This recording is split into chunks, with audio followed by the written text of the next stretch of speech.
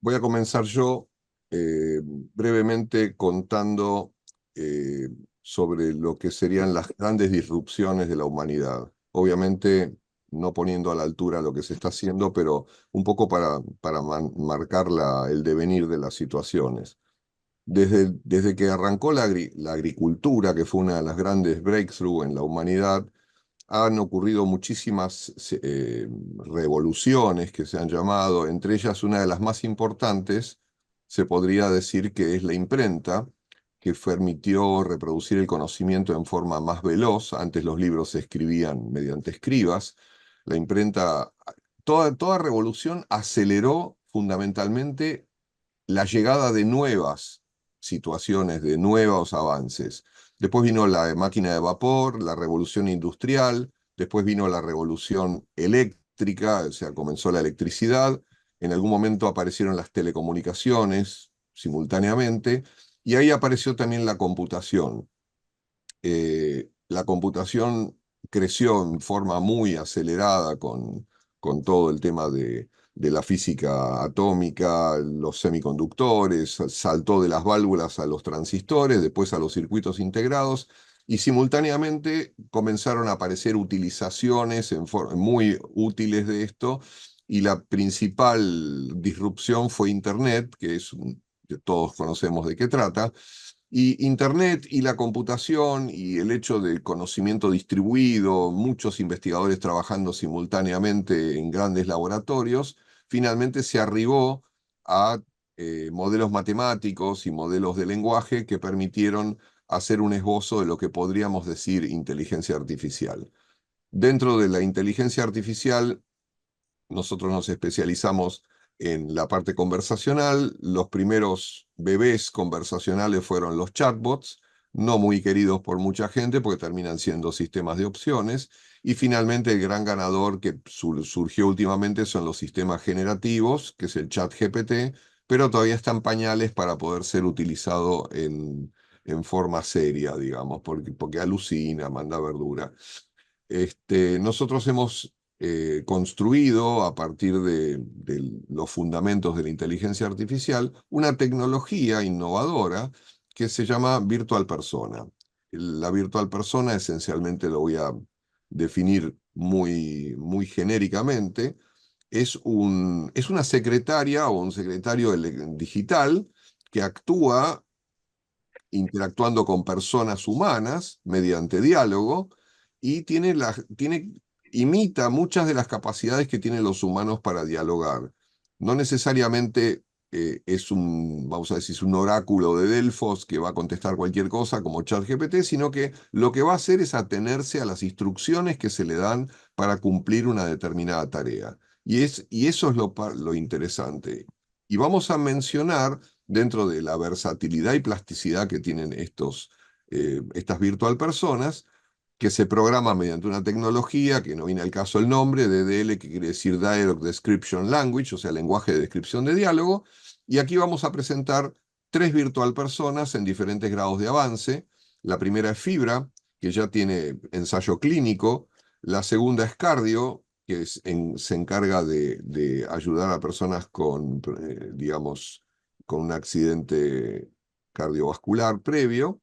Y después TAIS, que se encarga de gestionar la atención temprana o inmediata para salud mental. Todas ellas están adaptadas para resolver temas en forma innovadora. Voy a darle la palabra a José Luis, que es presidente de la Fundación GLEC, que se dedica a este, enfermedades Enfermedades crónicas, crónicas. y para que un poco explique la importancia y la prevalencia de todo este tema. Así que, José Luis. Muy bien, muchas gracias, Andrés.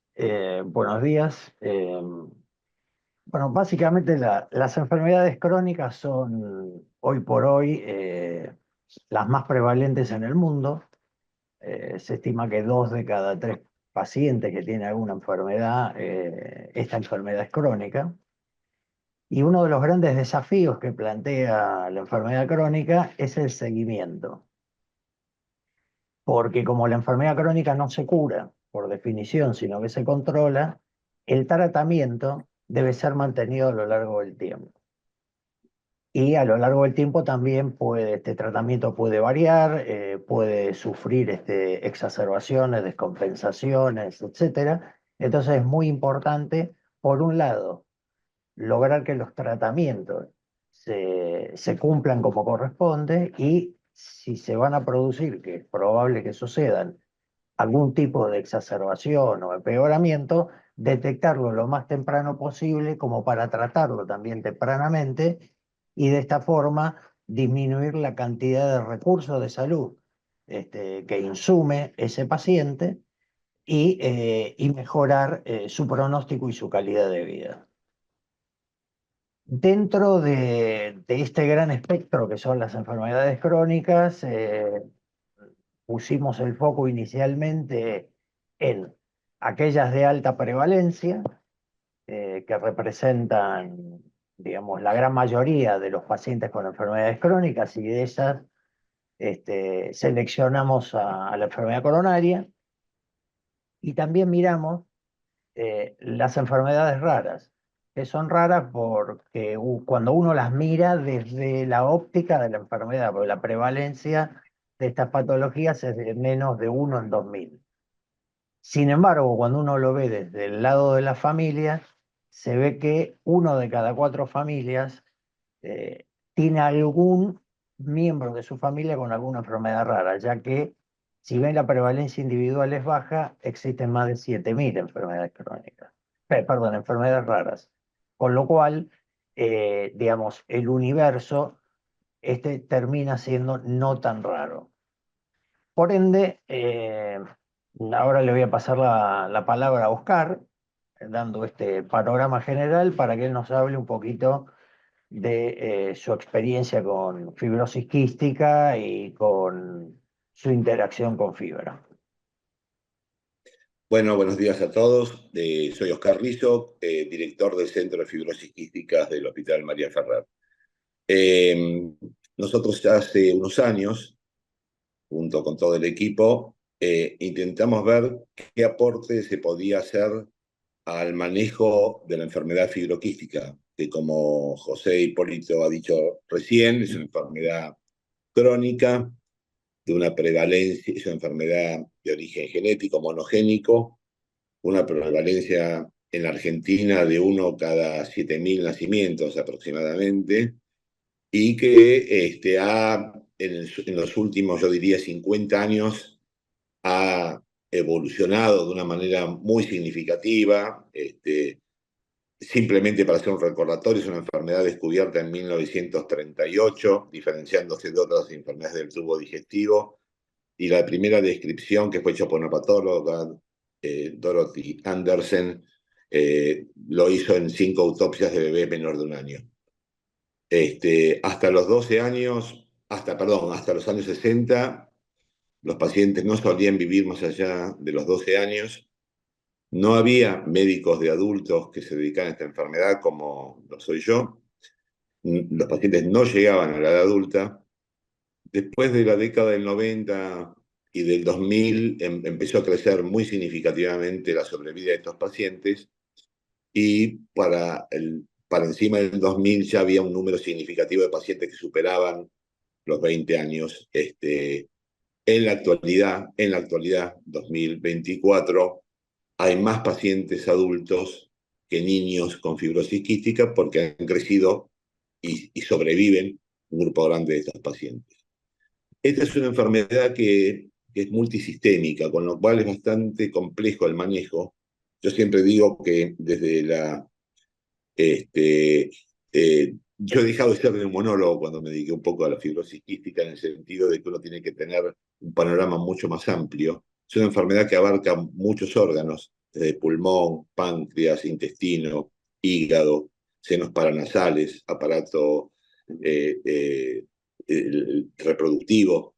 Entonces, son muchos las interrogantes que uno tiene en las consultas que realiza con pacientes que, si bien, como decía antes, hay un número muy significativo de pacientes adultos, la mayor parte de ellos son adolescentes o jóvenes. Es decir, la mayor parte de nuestros pacientes que vemos en el hospital rondan los 20, 22 años. Si bien tenemos pacientes de 50 y 50 y pico, la mayor parte de ellos son pacientes de esas edades.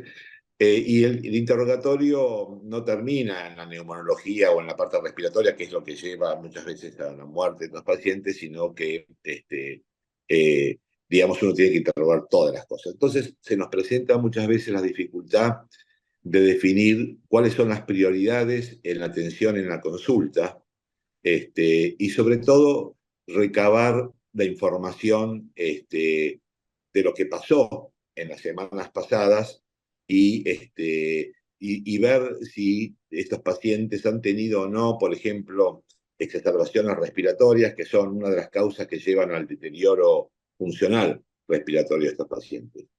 Entonces, a través de la interacción con Andrés, con todo el equipo, estuvimos viendo bien cómo podría ayudar esta herramienta, esta virtual persona, en detectar dos cosas. La adherencia que tenían los pacientes a los tratamientos, que es un tema que tiene que ver con una cantidad enorme de medicamentos que esos pacientes toman. Y por otro lado, digamos, cómo detectar estas observaciones de una manera más fácil y desde la casa del paciente, y no esperar, diríamos, a la consulta que el paciente haga a una guardia o la que podamos detectar nosotros en la consulta.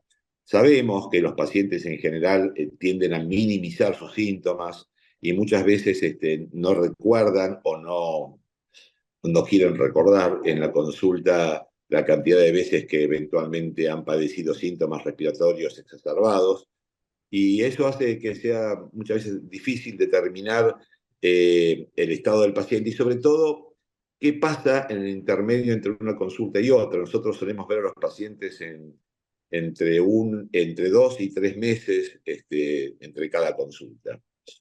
Frente a eso, entonces, intentamos desarrollar esta herramienta, la virtual persona, que nos permite captar esos dos puntos de esta enfermedad, teniendo en cuenta que la enfermedad tiene una serie muy grande de interrogantes y de consultas que uno haga, pero nos pareció razonable empezar por dos aspectos que hacen, diríamos, a la calidad de vida de estos pacientes, que son: veamos si detectamos exacerbaciones cuando se inician, y no cuando ya están muy avanzados y el paciente tiene que ir a la guardia, y veamos si la adherencia que estos pacientes tienen a los múltiples tratamientos es la adecuada.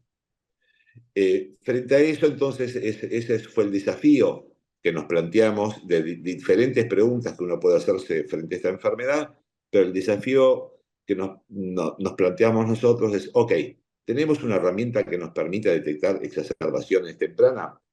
Bueno, juntamente con Andrés evaluamos una serie de síntomas y signos que los pacientes pueden tener, y a través de un interrogatorio que trata de no ser abusivo en el insistirle al paciente en el día a día sobre cómo se siente, pero poniendo pautas semanales de cómo están esos parámetros que nosotros evaluamos, que son relativamente sencillos: el aumento de la tos, el aumento de la expectoración, el deterioro, la pérdida de apetito, la pérdida de peso. Son síntomas sencillos que el paciente puede darse cuenta inmediatamente y ver si podíamos de alguna manera calibrar una herramienta que nos permita ver cuándo hay cambios en esa situación de base del paciente y generar una alerta al sistema, que eso también tenía sus inconvenientes, digamos, porque si uno tiene un número muy grande de pacientes y las alertas son muy altas, o sea, la sensibilidad del sistema está muy baja, en el sentido de la detección puede ser que sobrecarguemos de signos y síntomas que no son verdaderas alertas, sino que son cambios propios de la enfermedad y no necesariamente requieren un manejo de esa exacerbación. Lo bueno es que de alguna manera, a través de la interacción con los expertos en inteligencia artificial, en este caso con Andrés, hemos podido ir armando esta virtual persona que interroga a estos pacientes y genera la aparición digamos, de datos que, sumados a los datos en el seguimiento que se hace, nos permite, de alguna manera, permite al sistema detectar cuando hay un cambio sobre la situación basal. Ese cambio lo expresa a través de una comunicación también virtual con el sistema médico, y alguien del equipo toma esos datos y evalúa si es necesario hacer una intervención directa, una intervención telefónica, o solicitarle al paciente que venga, o descartar ese dato y esperar a ver cómo evoluciona en el curso del tiempo. Eso es un poco lo que nosotros evaluamos en el contexto de exacerbación. Y después está todo el tema de cómo nosotros, como médicos con poca experiencia en el manejo de sistemas de inteligencia artificial, podíamos interactuar con esta virtual persona. Y cuán difícil nos era encontrar, digamos, la forma de interacción. Bueno, con Andrés lo hemos visto en algunas cosas. No sé si recuerdas a Andrés cuando yo te pregunté, bueno, yo tengo que llenar todos los datos del paciente inmediatamente, o puedo dejarlos, y vos me contestaste algo, ¿no? En ese sentido.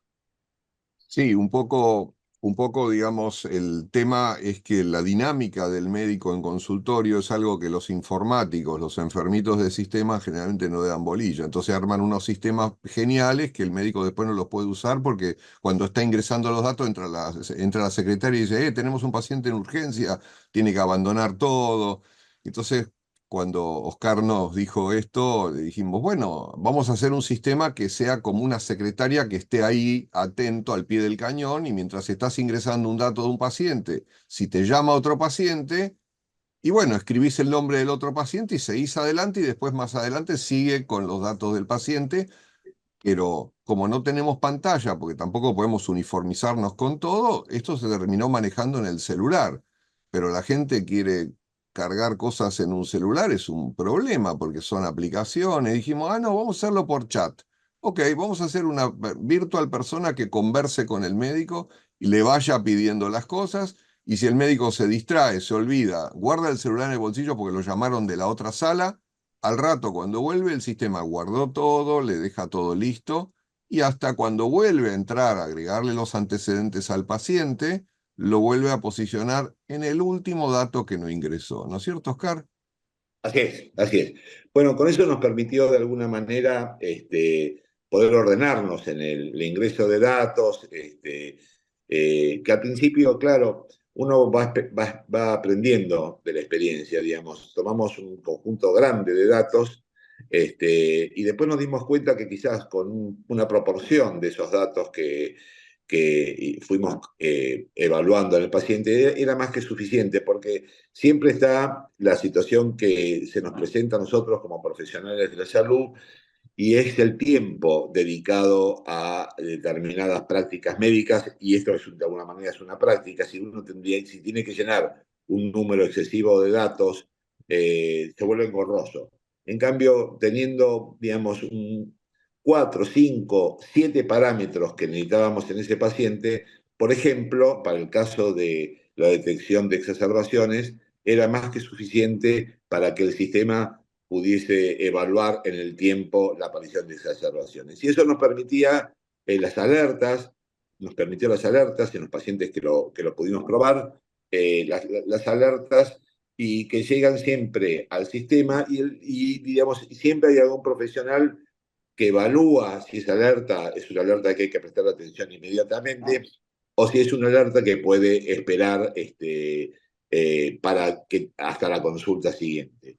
Y el sistema no deja de enviar alertas mientras que la situación del paciente cambie en lo basal.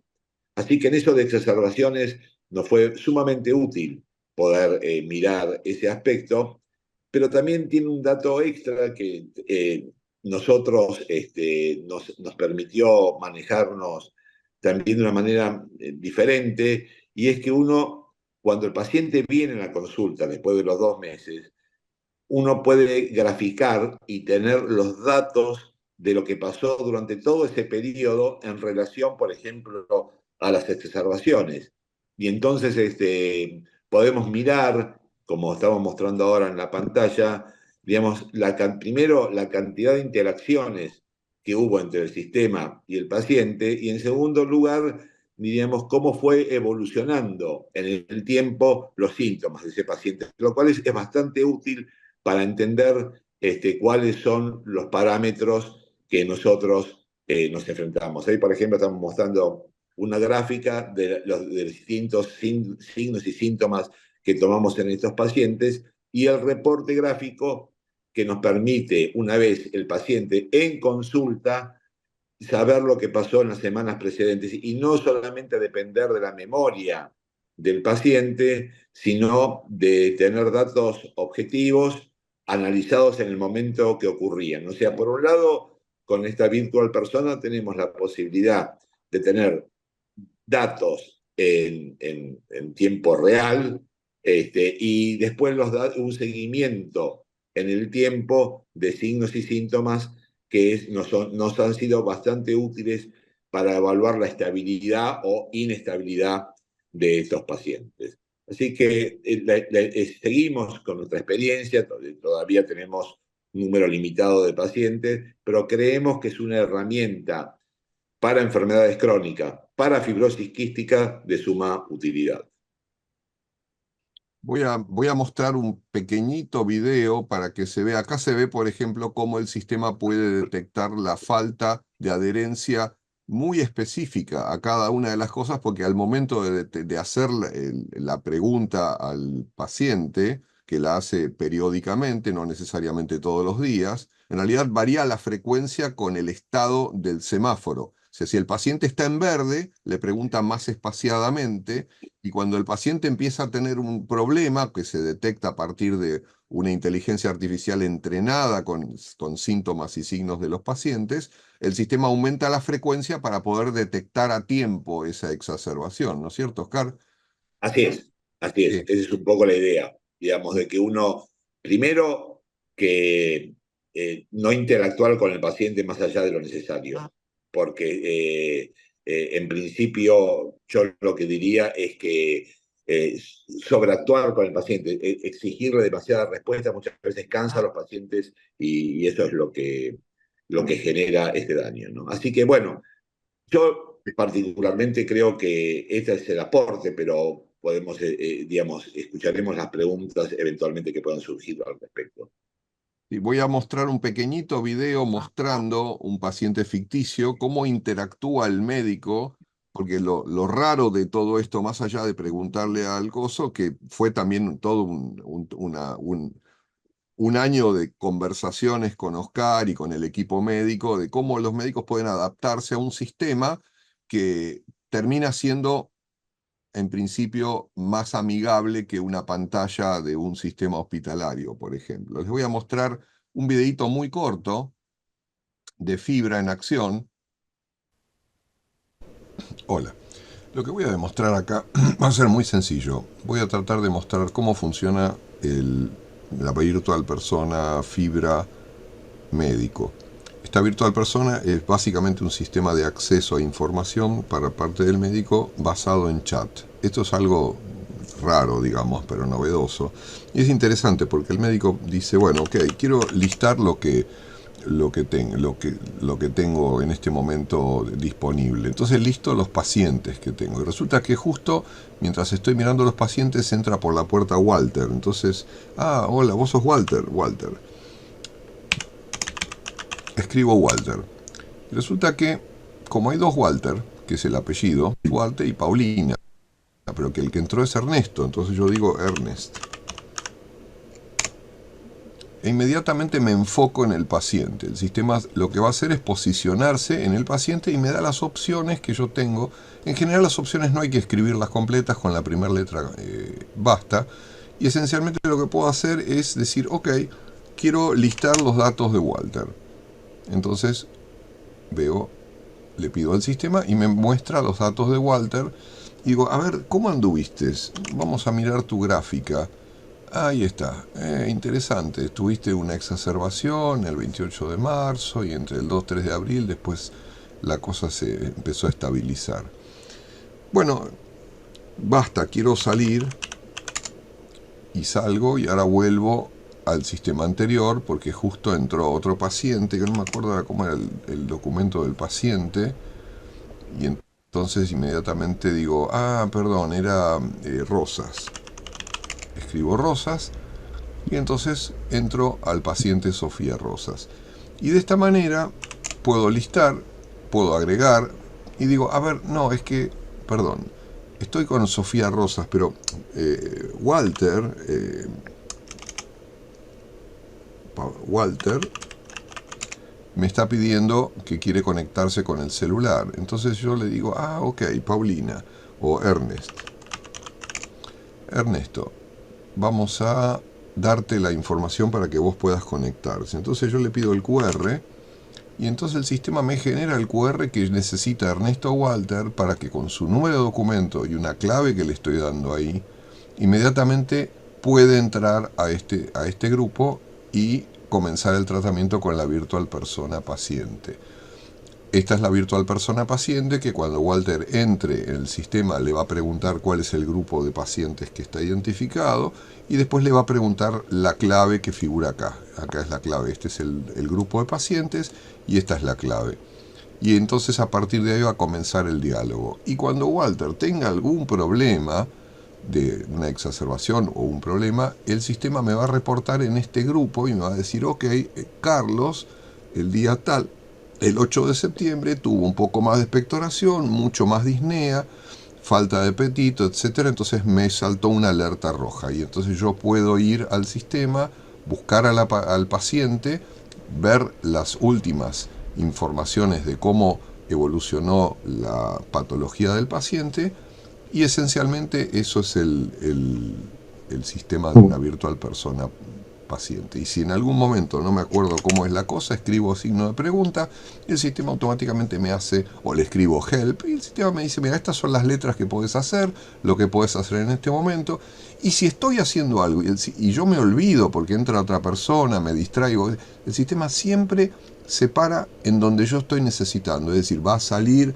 va a desaparecer, va a decir, ok, listo, guardo los datos del paciente y volvemos al estado inicial. Así que un poco es esto. Mucho más no les quiero mostrar porque no hacerlo largo.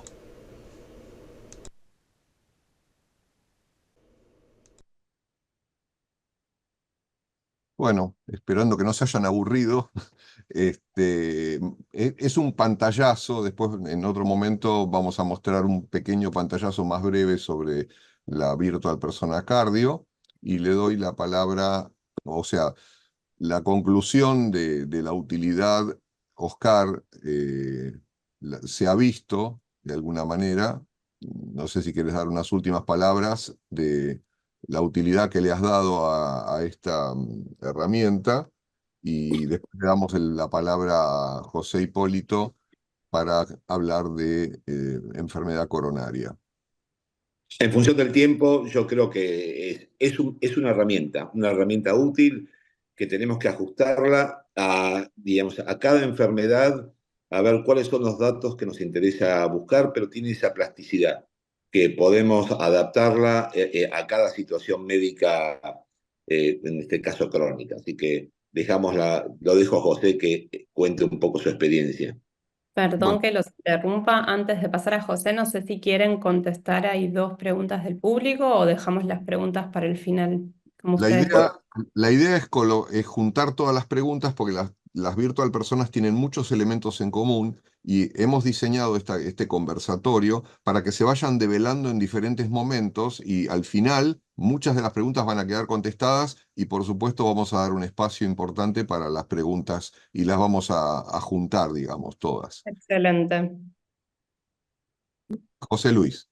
Bueno, muy bien. Tomando la posta de las enfermedades crónicas y siguiendo un poco el camino que abrió Oscar con la fibrosis quística, uno de los grandes problemas que tienen las enfermedades crónicas es la adherencia al tratamiento. Eh, Sucintamente, la adherencia al tratamiento es el cumplimiento del tratamiento tal cual fue indicado y sostenido a lo largo del tiempo. Digamos, para darles una imagen gráfica del esfuerzo que ello representa, imaginemos que nosotros tenemos entre el índice y el pulgar un resorte. Y para que la enfermedad esté adecuadamente controlada, ese resorte lo tenemos que tener apretado. ¿Cuánto tiempo toleraríamos tener el resorte apretado? Sin aflojar. 5 minutos. Puede ser. Bueno, aquí, durante el resto de la vida, el paciente necesita tener el resorte apretado.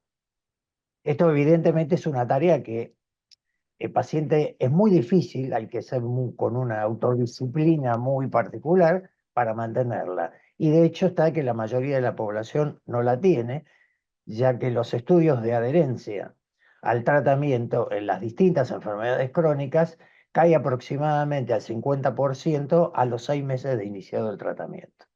Con lo cual, ¿esto qué consecuencias tiene? Que la enfermedad no esté bien controlada, que la enfermedad progrese más rápidamente, que puedan aparecer complicaciones con mayor frecuencia, todo lo cual deteriora la calidad de vida del paciente y consume recursos de salud. Y cuando hablo de recursos me estoy refiriendo a recurso humano, a tiempo y a dinero, que son evitables muchos de ellos. La adherencia ha presentado desde hace mucho tiempo un gran desafío porque, primero, que la adherencia no tiene un gold standard para ser medida. Entonces, cuando uno desarrolla alguna herramienta como es esta de Cardi, y bueno, no tenemos gold standard para comparar. Entonces, eso es un problema que hoy por hoy no tiene solución. Entonces, nos tenemos que acercar todo lo que podamos a la realidad. Por otro lado, la adherencia es multifactorial. O sea, hay factores que dependen del paciente, por ejemplo, creencias que tiene el paciente respecto que tomar mucha medicación no es bueno, que determinada cantidad de, si más de 5 pastillas por día yo no tomo.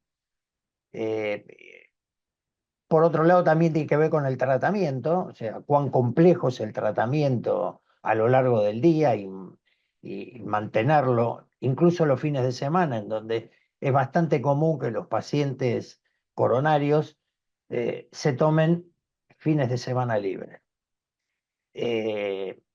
Por otro lado, también hay que recordar que la mayoría de los dispositivos o estrategias para medir la adherencia se enfocó en la adherencia a la medicación. Pero en líneas generales, en la enfermedad coronaria, el tratamiento farmacológico va por un lado, pero en paralelo está el no farmacológico. Es decir, la dieta y la actividad física. Y esto, en general, las medidas habituales, llamémosle de alguna manera, pre-cardi, llamémosle así, no las miden habitualmente. Otros factores que están vinculados con el trastorno de adherencia están los factores médicos, en donde es la relación entre el médico y el paciente, el tiempo que el médico dispone, como comentó Oscar, que a veces las visitas entre una y otra están bastante distanciadas en el tiempo, y de pronto la consulta, por el sistema en el que estamos inmersos hoy en día, la consulta de pronto no alcanza para resolver todos los planteos que tienen los pacientes, y para que el médico le dé instrucciones y le remarque el tema de la importancia de la adherencia al tratamiento. Entonces, todo esto conlleva problemas operativos del día a día, y entonces, digamos, lo que nos propusimos es decir, bueno, ¿cómo podemos ayudar al paciente a cumplir con su tratamiento de una manera objetiva, es decir, cómo podemos medir y estimular la adherencia, porque también otro de los problemas con los que uno muchas veces se encuentra es que un cuestionario para que conteste el paciente de cuántos comprimidos tomó es un cuestionario. Si tomé tanto en las últimas 2 semanas, el blanco lo tomé, el negro no lo tomé, bueno. Y, y el tema es que tampoco tenemos el registro de las razones por las cuales la no adherencia se produjo. ¿Por qué no lo tomó la medicación? No es lo mismo un fenómeno coyuntural como se me acabó el medicamento y no me di cuenta y fui a la farmacia y no había. O otra es que sistemáticamente alguna medicación se deje de tomar en algún momento del día. Entonces, hay una serie de factores que teníamos que considerar para desarrollar algo que sea superador para medir y estimular la adherencia. Ya habíamos visto que todo aquello que era, de alguna manera, te mando un WhatsApp o un mensaje de texto y te recuerdo que tenés que tomar la medicación, no alcanza. Entonces, ¿cómo podemos optimizar esto?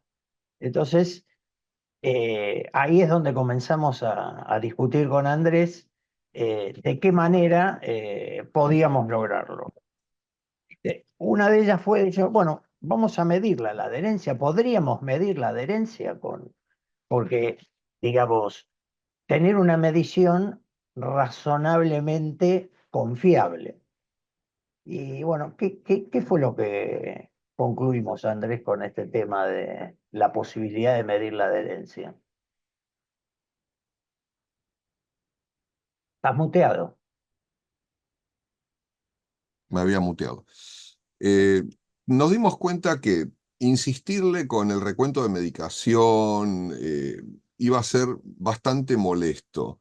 Sin embargo, nos dimos cuenta de que la adherencia, en el caso de fibra, por ejemplo, que fue una experiencia muy rica, la adherencia se podía inferir por la sintomatología del paciente y estaba asociada con la manera en que se le preguntaba. Un detallecito no menor fue que en el caso de fibra, como son 5 preguntas que pueden resultar un poco pesadas, y ahí también me preguntaron, estaba contestando una de las preguntas, el sistema charla con vos como con una persona, y si no le contestás en un tiempo razonable, te dice, ¿no me dijiste cómo anda tu apetito?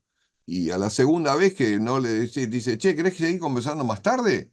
Bueno, está bien, en 20 minutos, listo, en 20 minutos. A los 20 minutos, hola, a ver, contame cómo era tu apetito. Retomamos la conversación. Entonces, es como que se hace muy ameno, pero al final de todos los datos, el sistema hace una evaluación de toda esa información que el paciente vierte en el interrogatorio y lo que hace es una gamificación, es decir, le asigna puntajes a la calidad de salud del paciente a partir de esos datos y de la evolución, y le dice, buenísimo, ganaste, o sea, Claudia, ganaste tantos puntos de salud, sos la número 4 en el ranking de los mejores pacientes.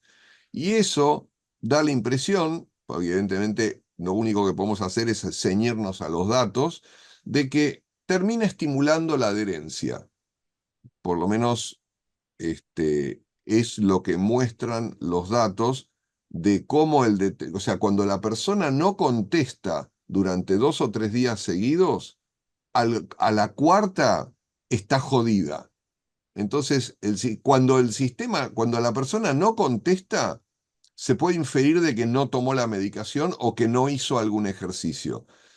No hemos logrado que las personas respondan qué no hicieron, pero evidentemente necesitamos una mayor cantidad de pacientes enrolados. ¿Por qué? Porque los seres humanos somos todos ligeramente diferentes y respondemos diferentes a los estímulos. Pero lo interesante es tener una enorme cantidad de datos objetivos, tomados en tiempo y forma en la casa del paciente, como para inferir esa adherencia. Entonces, nosotros tenemos una cifra de apego al sistema que se puede asociar a la adherencia.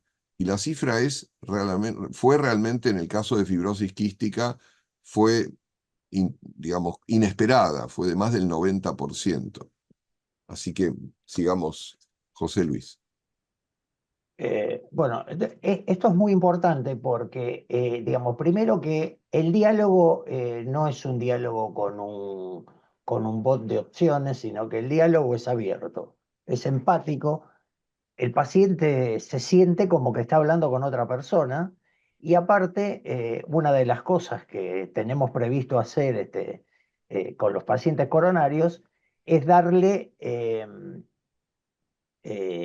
consejos, sugerencias, no solamente para estimular su adherencia directamente, sino consejos sobre el mejor cuidado de la enfermedad coronaria, de consejos alimentarios, eventualmente si tiene hipertensión para la hipertensión, etcétera, con lo cual se va estableciendo todo un vínculo con el paciente que no es meramente ¿qué número calzás de zapato? 42, listo. Sino que es un intercambio empático. Ahora bien, y también otra cosa importante es que esto permite medir la adherencia medicamento por medicamento. Es decir, el paciente puede ser, cuando el paciente contesta, yo no tomé la medicación correctamente en un cuestionario, por ejemplo, no tomé la medicación, uno no sabe qué medicación no tomó. Y en qué momento del día no la toma si es que tiene más de una toma. Entonces, este sistema nos permite saber qué medicamento es el que toma correctamente, algo así como lo que vimos en la grilla esa de rojo, azul rojo, verde, amarillo en fibra, o así, uno va viendo medicamento por medicamento cuál es la adherencia. Y no solamente la puede ver, sino que también se puede medir. Con lo cual, uno puede desarrollar estrategias customizadas a medida de cada paciente.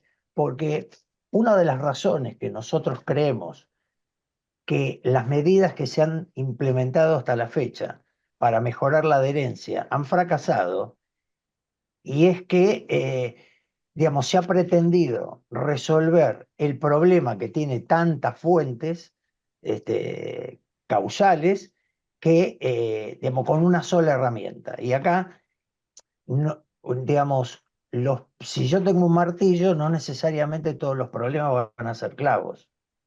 Entonces aquí hay que ver si usamos el martillo en un lado, el destornillador en otro, porque cada paciente es totalmente diferente. Entonces esto nos permite entender no solamente medir, entender lo que le pasa, sino también resolverlo a medida del problema de ese paciente. Pero probablemente una de las cosas que estén pasando por la cabeza de algunos de los que nos están escuchando es cómo protegemos la confidencialidad de los datos del paciente. Y ahí te quiero preguntar, Andrés, ¿cómo hacemos para proteger la confidencialidad de los datos? Bueno, esencialmente el sistema vive en la nube, está protegido detrás de una infraestructura que es la misma que utilizan los bancos, es decir, tiene un nivel de seguridad que es el estado del arte. Todas las comunicaciones están encriptadas, es decir, la comunicación está totalmente encriptada. Y una cosa interesante que hemos elegido Telegram por cuestiones, vamos a decir, de no disclosure, porque sabemos muy bien que WhatsApp y otras compañías suelen vender los datos de los pacientes.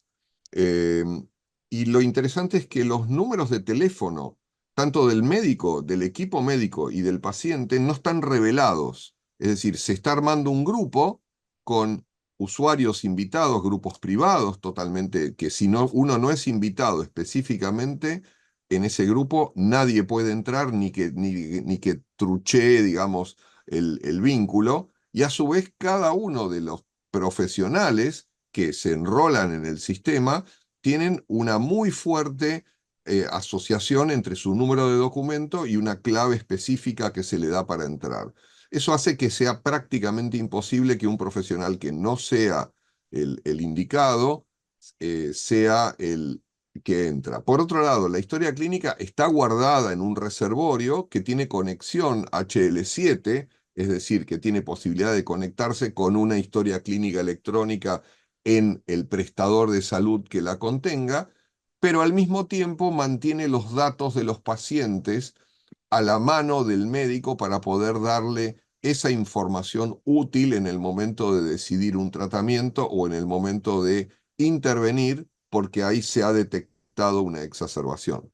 No sé si eso es lo que querías que conteste, José Luis. Sí, Por ahí me sí, extendí eso un- quería que conteste. Eh, y otra de los temas que me gustaría para ir cerrando mi participación y dejarle espacio a Gonzalo es el tema bueno, los pacientes pueden mentir cuando contestan. Entonces, ¿cómo manejamos el tema de la mentira? Bueno, en principio, digamos que hay descrito un efecto que es el efecto Hawthorne, que es que cuando una persona, paciente o no paciente, cuando una persona sabe que está siendo observada, sus conductas tienden a modificarse hacia el lado de, llamémosle, portarse mejor. En este caso, el paciente está vigilado, con lo cual tendería a portarse mejor, pero a su vez, uno va monitoreando lo que el paciente va contestando y va contrastándolo con los datos clínicos. Entonces, si el paciente evoluciona muy mal y me está diciendo que la adherencia es casi perfecta, yo tengo derecho a suponer que algo me está escondiendo.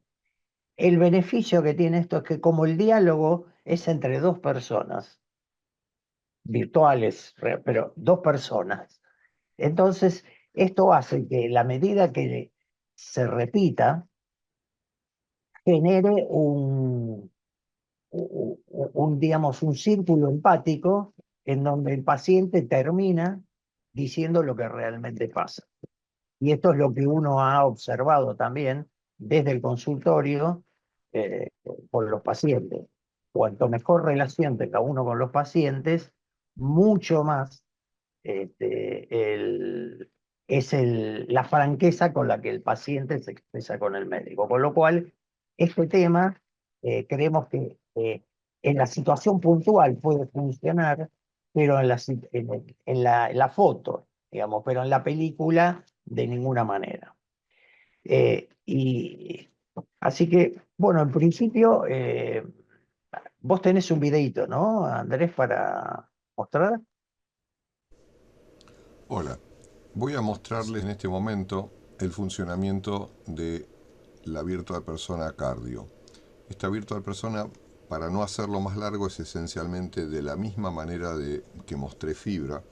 Entonces yo puedo pedir un listado de pacientes, escribo listar, listo los pacientes, y entonces digo, ok, quiero ver el paciente Robles. Entonces escribo el nombre del paciente, automáticamente me va a traer, hay dos Robles, está Miguel y Jacinta, voy a pedir a Miguel. Está hecho a propósito para mostrarles de que el sistema es suficientemente inteligente para darse cuenta si hay más de un paciente con el mismo nombre, le trae los pacientes que coinciden con lo que uno pone. Bien, entonces voy a listar los datos de Miguel Robles y en ese momento voy a tener los datos que son correspondientes a enfermedad coronaria, o sea, problema de IAM. Y acá tenemos todo el tratamiento, la visita, la última visita al paciente, los antecedentes.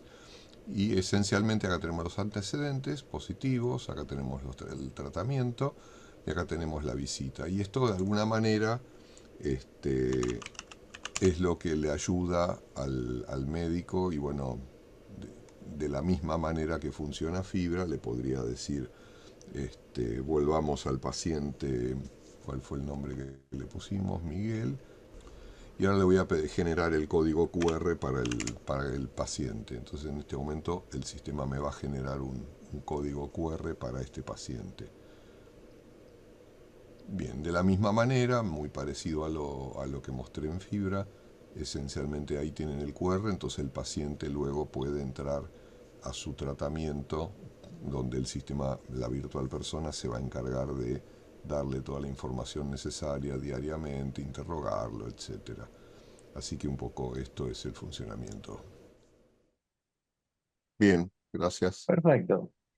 Para redondear, diría que eh, primero que nos enfocamos en este aspecto de la enfermedad coronaria porque nos pareció relevante por todo lo que estuvimos conversando, pero que evidentemente la herramienta tiene capacidad para explorar otras áreas de interés, digamos, vinculadas con, no solamente con la enfermedad coronaria, sino con otras enfermedades. El tema es que por lo que ya vimos con Fibra y lo que esperamos repetir con cardio es que, eh, digamos, el paso adelante que estaríamos dando en la medición, estimulación de la adherencia y la mejoría de la evolución de los pacientes, consiguientemente, es muy, muy grande. Mediante una herramienta de muy fácil utilización, muy intuitiva, porque hemos pensado tanto en de cómo el médico se para frente al paciente y cómo el paciente se pararía frente a un médico o a un amigo contándole los problemas que tiene. Con lo cual, digamos, las características de los usuarios finales ha sido considerado en el desarrollo de la herramienta. Y creo que es un gran paso adelante en todo lo que es mejoría de la adherencia al tratamiento en enfermedades crónicas.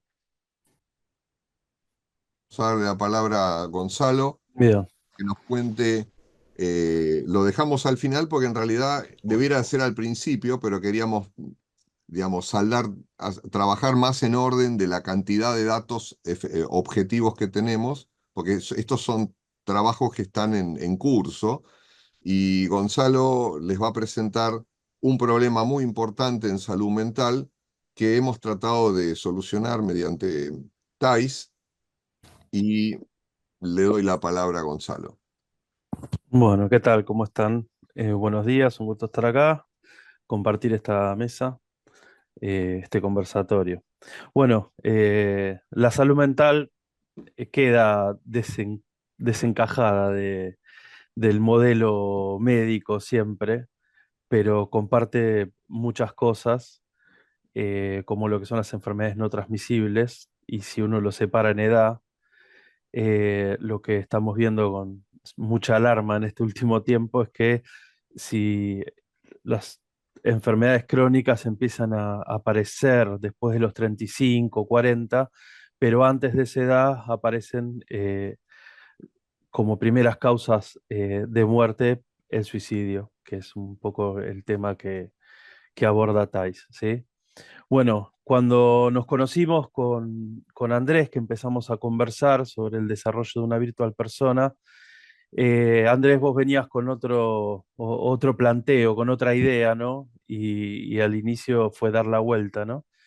De abordar a pacientes que están en hospital de día, seguimiento de pacientes con diferentes problemáticas para adherencia al tratamiento, pero bueno, la propuesta fue diferente, pues la fuimos analizando por el nicho de aplicación, cómo está cómo es la salud mental en el sistema de salud, tanto público como privado, es totalmente diferente a cómo está planteada la estructura de la medicina.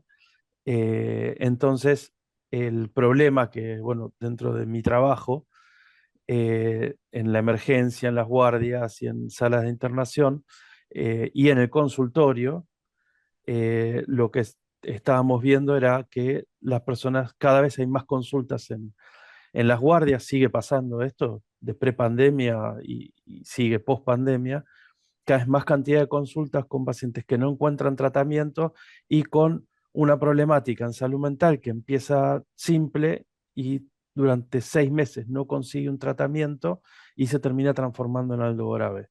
Bueno, entonces el planteo inicial fue de ese lado, o sea, está todo bien, la telemedicina, la telesalud mental específicamente, nos permitió y nos permite correr el tema geográfico, pero la limitante humana y física sigue estando. En salud mental se utiliza la preadmisión, precisamente porque se trata de detectar riesgo, ¿no? Una persona con un dolor de pecho va corriendo a la guardia pidiendo ayuda. Una persona con un trastorno de la salud mental grave no va corriendo a pedir ayuda. Entonces, ese es el primer problema a abordar. No, nuestros pacientes no vienen corriendo a pedir ayuda.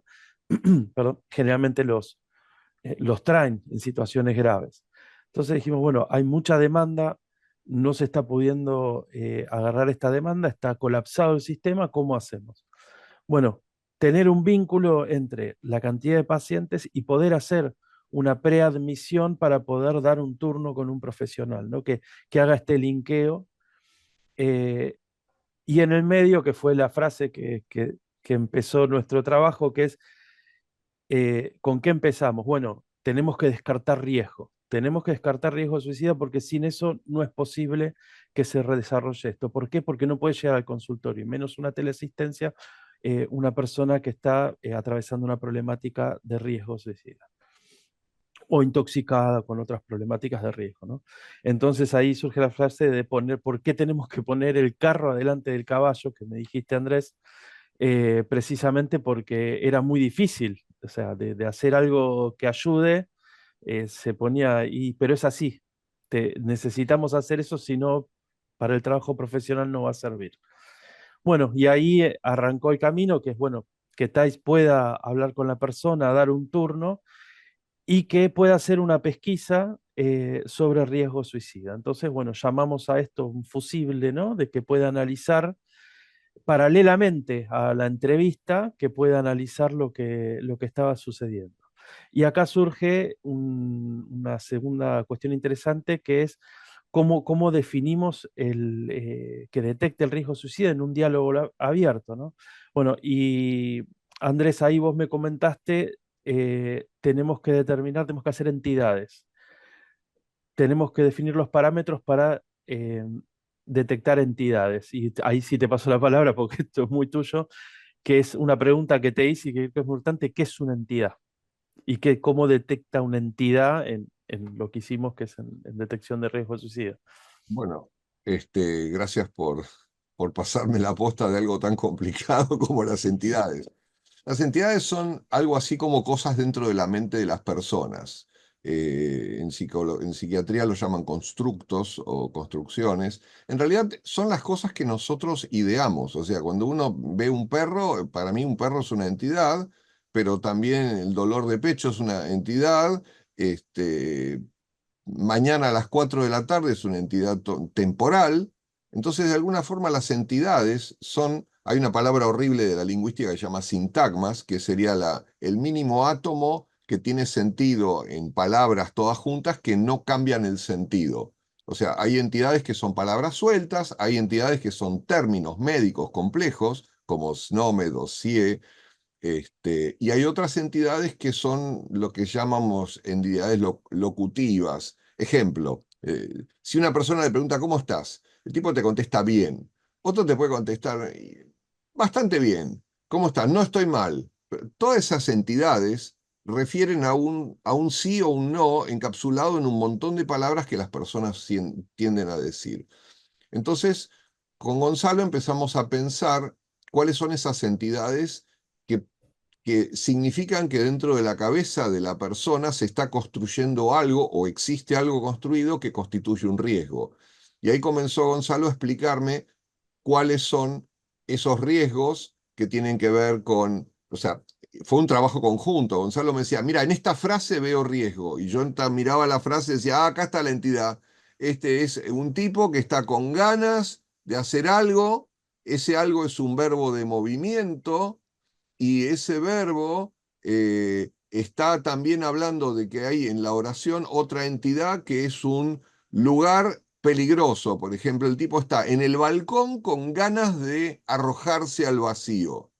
Bingo. Entonces ahí yo tengo un elemento que es un fusible, que es detectar conjuntamente un tipo de entidad cuyo contenido semántico combinado pueda inducir de que el tipo se está tirando al vacío. ¿Correcto, Gonzalo? O sea, Así es, ahí inició un trabajo lingüístico y clínico muy interesante, y lo que, bueno, a lo que llegamos a la conclusión es que en todas las frases que emanan de la práctica clínica de la experiencia, como un primer seteo, empezamos a separarlas en estas detecciones lingüísticas, empezamos a encontrar que los verbos tenían ciertas características descriptivas, como verbos volitivos o verbos más pasivos, y automáticamente surgió una pregunta también muy buena que fue, bueno, todas estas oraciones que ya detectamos y vimos que se podía separar en estas entidades, ¿qué preguntas son las que corresponderían para que esta sea la respuesta? Lo que dijimos que fue invertir la carga de la prueba, ¿no? Y otro gran desafío fue, bueno, y ahora tengo que ver qué preguntas son a las cuales estas frases dan respuesta. Bueno, y en ese movimiento y cruzando datos, haciendo un trabajo con Excel, ¿no? O sea, toda una dinámica de datos manual, ¿no? Para poder ver y entender por dónde venía la mano, se generó una relación y encontramos que eh, el proceso mental, comparado con las escalas que utilizamos posteriormente, porque nos dimos cuenta que eran las adecuadas, el proceso mental entre la evolución mental de esos verbos, de esas acciones, y los procesos mentales coincidían con la gravedad de las que iban evolucionando las escalas. Entonces se generó todo un flujo entre el tipo de verbo, entidad, el tipo de objeto, y el tipo de estado mental que describía la gravedad, desde una ideación suicida hasta un riesgo de cometer actos suicidas. Y bueno, y un par de cosas más que se agregaron, que es si había el fallecimiento de alguien cercano o si había alguna cuestión de intoxicación. Bueno, y ahí pasamos a la segunda parte, que era, bueno, ¿cómo sigue? Tenemos las detecciones, las probamos hace un año exactamente en las jornadas. Se hizo la primera prueba en vivo casi, fue, en donde se escribía alguna frase y bueno, se detectaba el riesgo. Y fue mucho más de lo que esperábamos porque detectaba con bastante precisión. Lo que dejamos abierto es que nada de lo posiblemente riesgoso podía pasar, todo tenía que ser cribado. Entonces es un primer cribado muy amplio y obviamente hay situaciones que detecta que no son. Entonces dijimos, bueno, pasemos a algo más rígido. Y ahí ya puse de vuelta yo la forma de actuar clínica, en donde dijimos, hagamos las escalas donde están las preguntas que vimos que respondían esas frases. Entonces automáticamente TAIS, cuando detecta esto en la charla, le avisa a la persona, bueno, detecté algo que me parece riesgoso, eh, te voy a hacer unas preguntas más para poder ayudarte mejor. Y bueno, y ahí salen empieza a hacer las escalas. Y las escalas las hace en forma progresiva y va detectando cada respuesta, que puede ser sí, no o no contestar, o puede contestar otra cosa, o puede contestar algo que no sea específicamente sí. Va juntando toda esta información y va determinando si la gravedad de la ideación suicida, si la ideación existe o no, la gravedad de la situación, y si es grave y hay un riesgo agudo, cuán agudo es y qué riesgo hay. Y a partir de ahí decide, tomando múltiples caminos, pues son infinitos, la cantidad de caminos pueden tomar un montón, pero termina decidiendo si da un turno normal, donde ya pasa a agendarlo directamente con los profesionales que puede seleccionar, o tiene que dar una intervención, una guardia teleasistida con la cual TAI se comunica por mismo chat, tiene el grupo con el chat, igual que pasa con Fibra y con Cardio, y avisa que hay un paciente que necesita asistencia. Y si es muy grave la situación, por supuesto, no puede abordarse mediante la teleasistencia, entonces se dan las indicaciones y se acompaña para que vaya a una guardia de atención presencial, ¿no? Porque ese es el límite. Un paciente con riesgo agudo no puede ser atendido por teleasistencia. Por ahí puede ser manejado por una guardia con teleasistencia para orientar, pero cuando hay riesgo agudo y aparte hay otros elementos que tiene que ver si hizo algo, si va a hacer algo, tiene pensado, puso fecha, ahí hay que guiarlo para continuar mediante una guardia presencial, no se puede por teleasistencia, ¿no? Bueno, y acá les quería mostrar, como para sintetizar, un video de cómo se usa. Y es ¿no? Thais que se presenta, les pregunta, lo invita a conversar, cómo se llama, cuántos años tiene, toma primero el nombre que aparece en el ID, y después le pregunta cómo le gusta que sea llamado y lo llama por ese nombre. Entonces empieza a conversar y le pregunta, bueno, en qué le puede ayudar o si quiere compartir algo, simulando una entrevista. O sea, esto está hecho en base a la experiencia de las entrevistas con un simulador, ¿no? Ahí le cuenta lo que tiene y le sigue preguntando, ¿no? Bueno, le agrega al final, antes de terminar, ¿querés agregar algo más? Que es una típica pregunta de cierre y generalmente ahí salen cosas, ¿no? Bueno, ahí percibe algo, todo lo que dijo percibió algo de riesgo, que es tomo alcohol, eso es adelanto, ¿no? Que puede ser una intoxicación, un cuadro tóxico, y le dice que bueno, para continuar le va a hacer unas preguntas para ayudarlo mejor, y ahí empieza a hacer en este caso la escala ASK, muy coloquialmente, ¿no? Ameno y suave.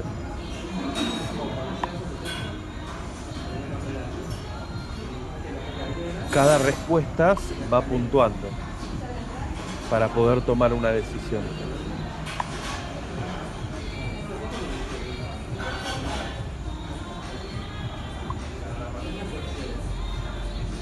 O sea, si alguna de esas respuestas es sí, pasa a una nueva instancia, ¿no? Ahí vemos que le da un turno con el profesional. Bueno, importante de esto, perdón, vuelvo para atrás. Importante de esto con respecto al desarrollo es que esto es totalmente anónimo.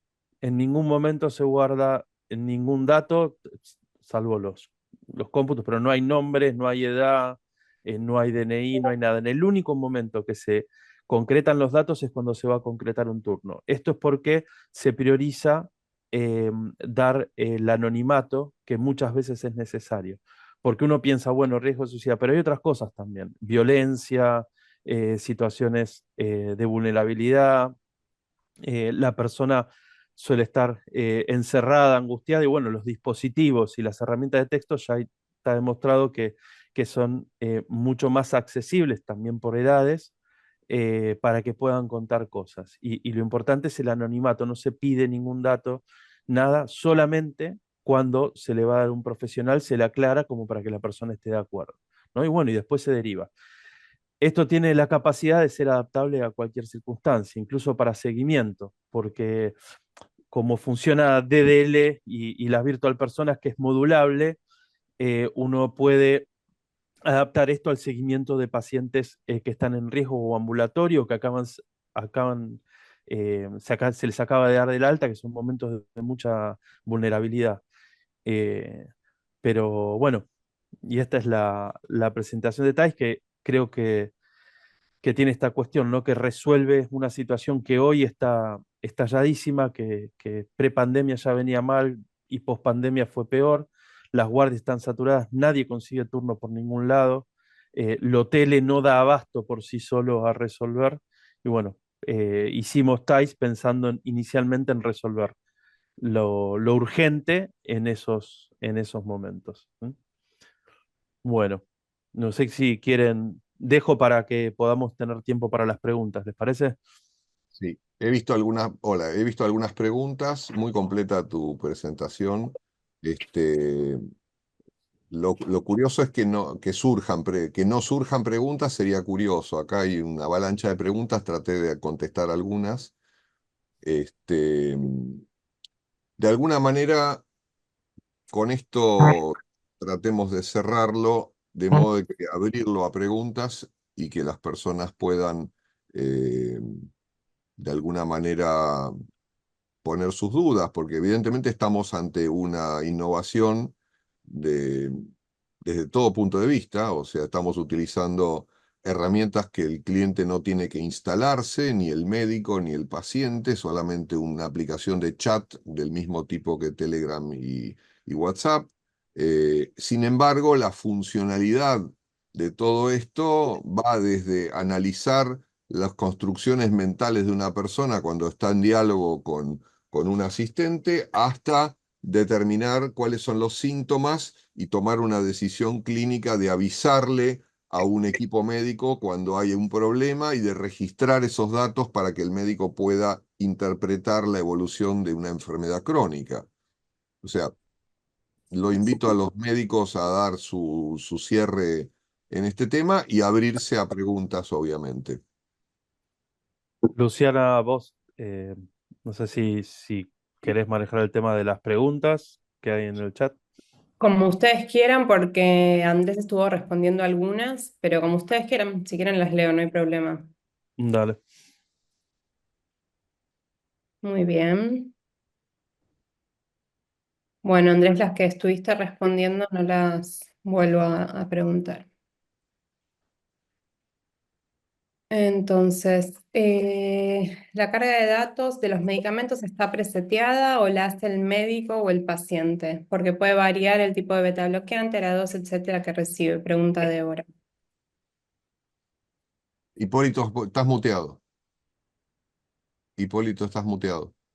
Ay. Sí, la carga de los medicamentos las hace inicialmente el médico, que es quien indica el tratamiento.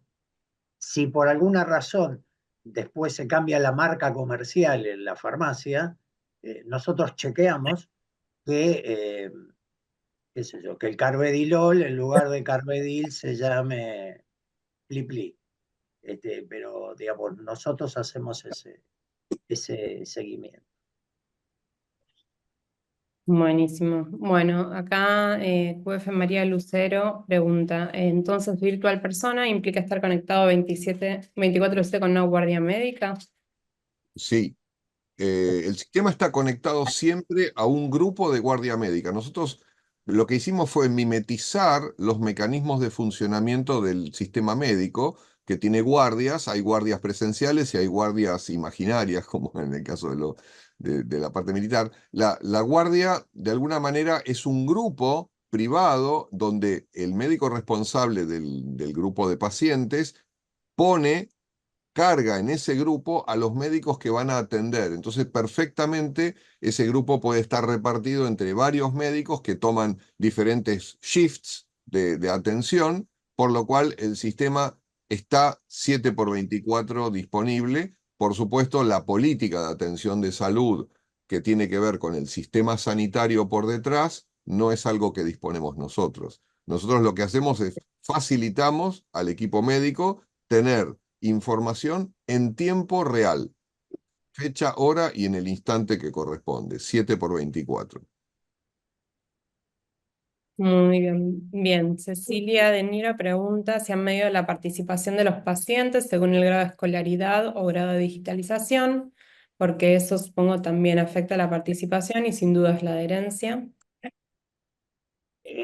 No, porque no tenemos masa crítica de pacientes todavía, pero la idea es hacerlo. En principio, uno diría que sí tiene una curva de Gauss en donde están distribuidas la adherencia de una población. En los dos extremos tenemos el que es súper adherente sin que nadie haga nada y el que es no adherente aunque se hagan muchas cosas. Esos en conjunto representan el 5% de la población más o menos. Del resto, uno puede intervenir perfectamente y dependerá también. Obviamente que si tiene trastornos visuales importantes, es difícil que el paciente participe en estos chats de texto. Si tiene problemas de escolarización, bueno, si no sabe leer y escribir, tampoco lo puede usar. pero obviamente En dentro de ese principio, pool, ¿perdón? no, que en principio porque se puede pasar a vos, Sí, claro, pero no sé, digamos, se puede adaptar. a como está diseñado hoy, digamos, hay un pool de pacientes que sí van a ser, que es la mayoría, digamos que el 70% de los pacientes pasibles de recibir esta herramienta y utilizarla, podrán efectivamente utilizarla. Con lo cual, digamos, es un buen porcentaje teniendo en cuenta que ningún método diagnóstico es aplicable al 100% de la población en la cual se podría utilizar. Sí, creo que, perdón, Hipólito, que Adelante. está bueno pensarlo en el sentido, bueno, ¿qué tenemos ahora, no? Uno eh, que precisamente tiene que ver con que lo más avanzado que había visto yo en cuanto a seguimiento fue un programa de hipertensión arterial grave en Estados Unidos que se presentó acá en el eh, 2018, pero que necesitaba la presencia de enfermería en el domicilio centralizado en el servicio de cardiología del hospital y la adherencia y las mejoras en eso ya eran un montón. Entonces, digo, bueno, si uno está presente permanentemente y se permite este ida y vuelta, uno entiende, y aparte hay varios estudios que se adhieren mucho más.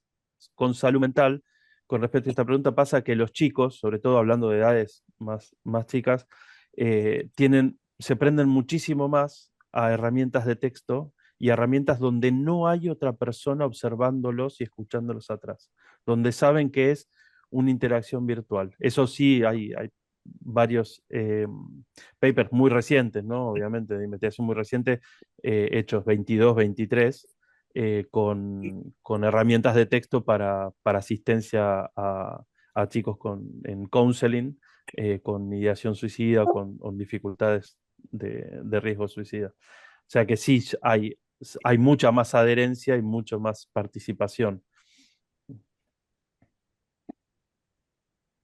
Bien. Acá otra pregunta de María Lucero, que Andrés contestó, pero si quieren sumar algo, ¿el profesional que recibe el paciente no ve los mensajes que intercambió con Virtual Persona el paciente? Eh, en el caso de TAIS, el sistema recaba la información y le envía al profesional con el que gestiona o a la guardia donde gestiona un informe completo normatizado Escalas. por las escalas que corresponden, la ASC y la Columbia, incluyendo algunos de los textos en donde se han detectado las entidades problemáticas. Es decir, por supuesto no tiene ningún sentido enviarle toda la conversación completa, pero podría ser. Digamos, lo más importante es el resumen, digamos, de la conversación. En el caso de la fibrosis quística y en el caso de cardiología, lo que va a tener el profesional es el acceso a esa película de cómo evolucionaron los síntomas referidos por el paciente y los datos en un determinado momento del tiempo, mirándolo con esa lupa que mostramos hace un ratito. Muy bien. Bueno, después soporta trabajar con grupos de pacientes que dependen de distintos prestadores de salud.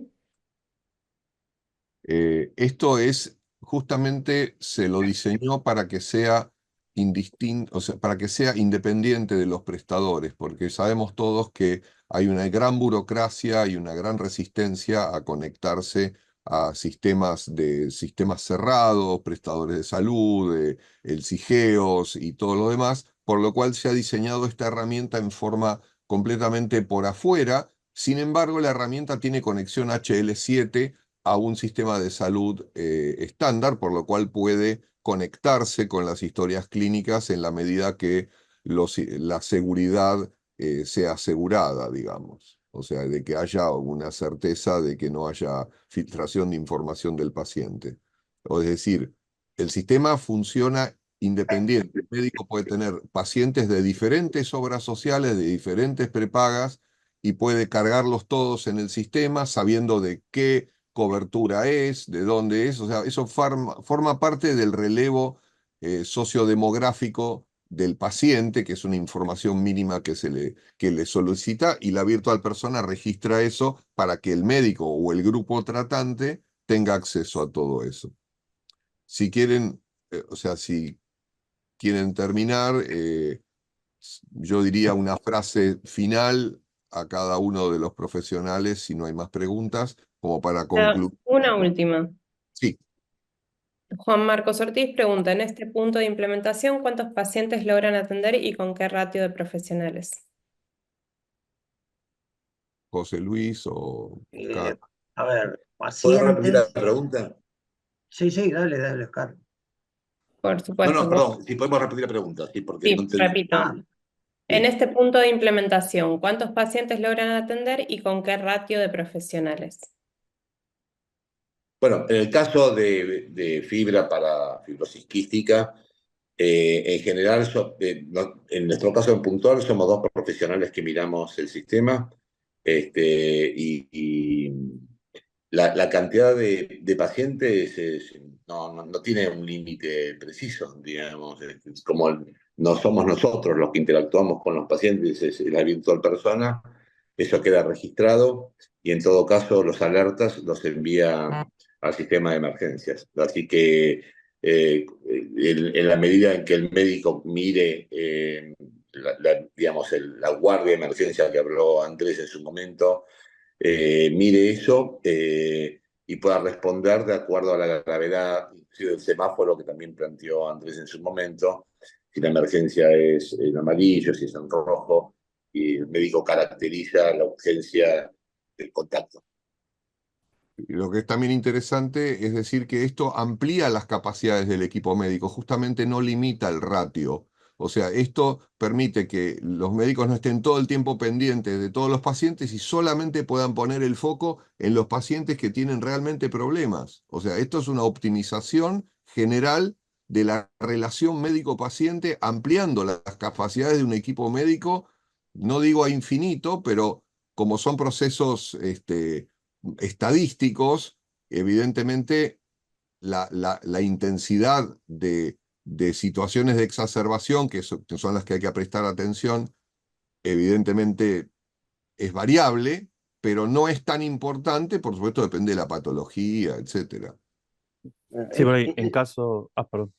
No, digo que esta es una de las grandes virtudes del sistema, digamos, en que independiza al médico de una serie de tareas que puede realizar la virtual persona, y la virtual persona le tamiza los casos más serios y ahí sí contacta al médico. Entonces, esto hace que el recurso médico sea utilizado en otras áreas o en otras funciones en donde de pronto el know-how médico sea más importante para la toma de decisiones y deja el seguimiento con pautas preestablecidas.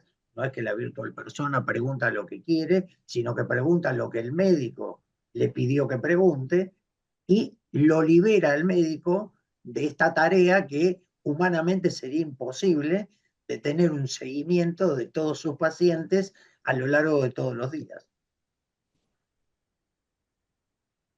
Bueno, Andrés, no sé, los límites de TAIS, por ejemplo, para recibir pacientes que consultan, ¿cuáles son? No tiene límite. O sea, la cantidad de pacientes simultáneos que pudieran estar consultando, esto está montado en la nube y esto escala con el número de pacientes. Es decir, O sea, la digamos, limitante es el número de profesionales que pueden estar en una guardia la activa limitante es para... cuando se acaban los turnos, que es el gran problema, pero esencialmente esto podría llenarle los turnos a todos los profesionales del país en minutos por la demanda que hay. Lo importante de esto, de alguna forma, es, digamos, quitarle la preocupación de la incertidumbre. O sea, esto disminuye la incertidumbre del equipo médico. Ese es el punto fundamental. Disminuye la incertidumbre, acompaña al paciente en su día a día, que el cual se siente acompañado, es como si fuese un amigo virtual que se está preocupando, porque cuando el paciente le contesta que tiene mucha más tos, en el caso de fibrosis quística, el sistema dice, uy, qué macana. O sea, es empática la contestación, no es que el tipo dice, ajá, ¿y cuánto tiene de apetito? ¿Y cuánto tiene? No, no es un robotito, empatiza con el paciente y eso cae bien. Mm. Así que de alguna manera y además hay otro factor que no se mencionó, que es que en todo el sistema de salud, a lo largo de toda la película de los pacientes crónicos y todo, este sistema, al disminuir la posibilidad de exacerbaciones y poder mantener en la raya a las enfermedades crónicas, disminuye notablemente la carga financiera y económica del sistema de salud. No importa si es privado o público. Esto va a bajar los costos, va a mejorar la vida de la gente y le va a mejorar digamos, el devenir de los médicos. Así que creo que es algo win-win. No sé si están de acuerdo todos los médicos. Sí, sí, absolutamente, absolutamente. Bueno, tenemos que ir cerrando para dar paso a la siguiente charla. Así que Bien. no sé si Andrés querías que cada uno dijera una frase. Sí, yo ya dije todo. Eh, no, yo por ahí agregar algo con respecto a TAIS, que la comunicación en salud mental es muy compleja, sobre todo en temas relacionados al suicidio. Entonces, TAIS tiene todo, esto es atraviesa muchas disciplinas, ¿no? El desarrollo tecnológico. Aparte de eso, hay todo un trabajo en cómo se expresa, qué palabras se eligen, qué género o no. Bueno, y son todo un montón de cosas que tiene el trabajo TAIS encima, porque esa mucha conciencia no se puede decir cualquier cosa de cualquier manera. Entonces, es muy importante eso, ¿no? De que hay un trabajo de cómo comunicar en salud mental y cómo hablar en situaciones graves, que está implícito, está el trabajo hecho de comunicación, ¿no? Y eso se nota mucho y es muy, muy satisfactorio cuando uno lo atraviesa, ¿no? Yo podría decir que nada reemplaza la relación médico-paciente, pero sí, diríamos, las herramientas de este tipo nos facilitan tanto al paciente como al médico tener un contacto óptimo. Eso, ahí mi Bien, frase final. Y yo, digamos, diría que desde el punto de vista de la adherencia, la funcionalidad que provee la virtual persona es un paso gigantesco hacia adelante en la medición y la estimulación de la adherencia, lo cual impacta en la calidad de vida del paciente y en el pronóstico de su enfermedad crónica.